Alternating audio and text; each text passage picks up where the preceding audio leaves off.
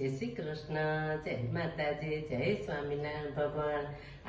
આજે આપણે બનાવીશું વ્રત ઉપવાસમાં ખવાય એવી મીઠાઈ. ફરાળી મીઠાઈ બનાવવા માટે પેલા મેં આ સિંગદાણા લીધા છે એક વાટકો, એને આપણે શેકી લેશું.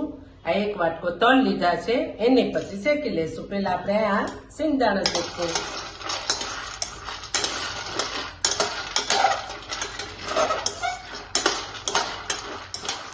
સિંગદાણા શેકાઈ ગયા છે, એને આપણે આ થાળીમાં કાઢી અને એમાં આપણે આ તલ શેકીશું.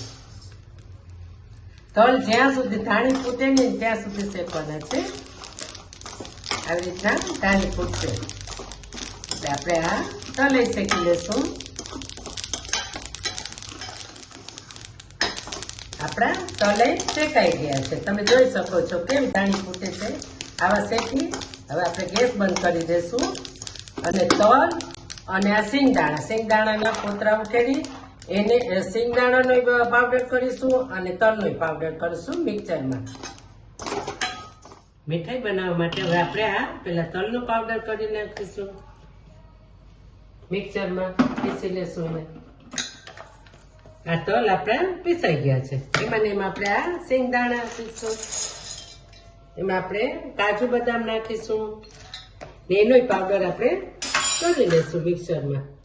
આ તલ અને સિંગદાણાનો ભૂકો કરી લીધો છે, એમાં આપણે આ મિલ્ક પાવડર નાખીશું ને આપણે આ મિક્સ કરીશું. હવે આપણે બનાવવાનું સ્ટાર્ટ કરીએ છીએ. પેલા આપણે આમાં 1 ચમચી ઘી નાખીશું, ગોળ નાખીશું,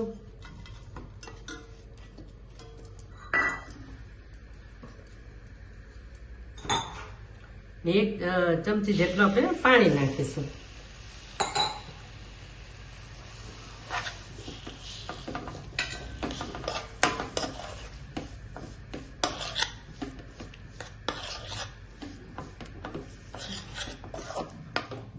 હવે આપણી આ મીઠાઈ તૈયાર છે. એને મેં આ થાળી ઘી લગાવીને રાખી છે, એમાં આપણે ટ્રાન્સફર કરી દઈશું બધું. એને વાટકાની મદદથી આપણે એને દબાવી દઈશું. આ વ્રત ઉપવાસમાં એટલી સરસ લાગે છે, તમે લોકો બનાવો અને મને કોમેન્ટમાં જણાવો કે મારી રેસીપી તમને કેવી લાગે છે. ચોક્કસ બનાવજો. આ બહુ સરસ આ મીઠાઈ લાગે છે.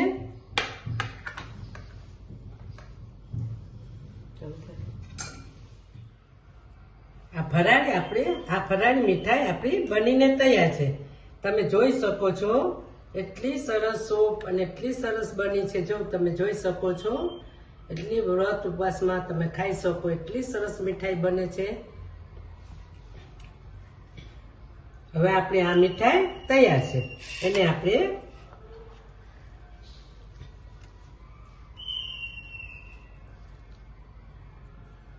આ સર્વિંગ બોલમાં આપણે ડીશમાં કાઢીશું.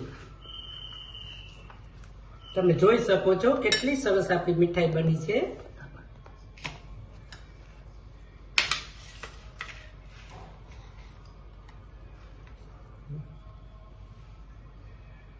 આ ફરાળી મીઠાઈ આપણી બનીને તૈયાર છે.